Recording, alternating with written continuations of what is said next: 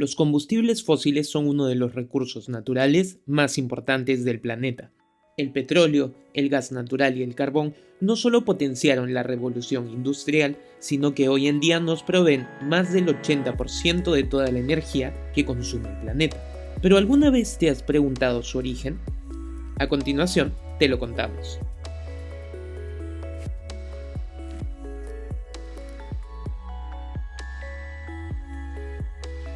Una primera pista sobre el origen de los combustibles fósiles está en su nombre, combustibles fósiles. Los fósiles son restos de animales y plantas que han sido preservados en la corteza terrestre. Estos son la principal fuente de información de la historia de la vida en nuestro planeta. Los fósiles más icónicos son los de dinosaurios. De hecho, un mito muy difundido es que los combustibles fósiles son restos de dinosaurios y otros animales y plantas de su época. Sin embargo, esto no es así.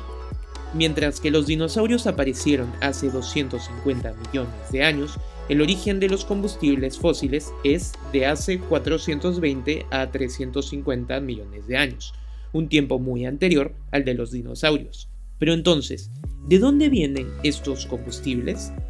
De acuerdo con la Enciclopedia Británica, la mayoría de los combustibles fósiles que usamos hoy en día vienen de algas, bacterias, plantas y organismos microscópicos que vivieron hace millones de años. Asimismo, a pesar de que llamamos a estos compuestos combustibles fósiles, en realidad no son fósiles. Como mencionamos, los fósiles son restos preservados de animales y plantas por la corteza terrestre. Este no es el caso del petróleo, el gas natural o el carbón.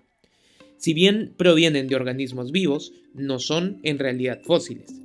Pero, ¿cómo estos organismos se convierten en combustible? En realidad, depende del caso y del tipo de combustible. Sin embargo, es posible encontrar ciertos puntos en común.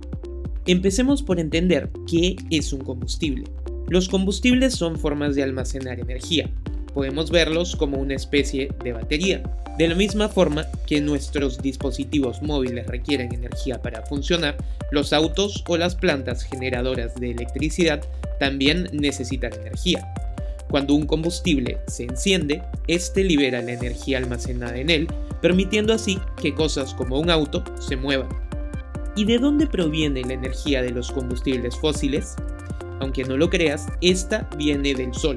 Las plantas son capaces de extraer energía del sol y transformarla en moléculas de carbono e hidrógeno. Esta energía queda almacenada en estas moléculas. Luego, cuando otros animales se alimentan de ellas, usan este alimento como fuente de energía. Así, en cierto sentido, cuando comes una hamburguesa o una ensalada, estás recargando tu energía de la misma manera que lo hace tu dispositivo móvil. Pero ¿cómo las plantas y otros organismos se transformaron en carbón o petróleo? Los combustibles fósiles son el resultado de someter los restos de organismos vivos a grandes presiones y temperaturas tras millones de años. Por ejemplo, se piensa que el carbón mineral es el resultado de pantanos que fueron enterrados y comprimidos durante millones de años. Como te hemos contado en otros videos, el clima, la atmósfera y la geografía de la Tierra han ido cambiando a lo largo de la historia. Hace aproximadamente 300 millones de años, muchas regiones de la Tierra estaban cubiertas por pantanos. Cuando las plantas de estos pantanos morían, dejaban sus restos en el suelo y estos se fueron acumulando poco a poco sin descomponerse. Existen diferentes hipótesis de por qué estas plantas no se descompusieron. Una de ellas, por ejemplo, postula que las bacterias y hongos de esta época no habían desarrollado aún mecanismos para descomponer ciertas moléculas vegetales. Con el tiempo, estas regiones fueron enterradas y tras millones de años de ser sometidas a grandes presiones y temperaturas, se convirtieron en lo que hoy conocemos como carbón mineral. Por otro lado, se piensa que el petróleo y el gas fueron formados principalmente por microorganismos marinos como el plancton. Cuando estos murieron, sus restos se fueron acumulando en el fondo del mar.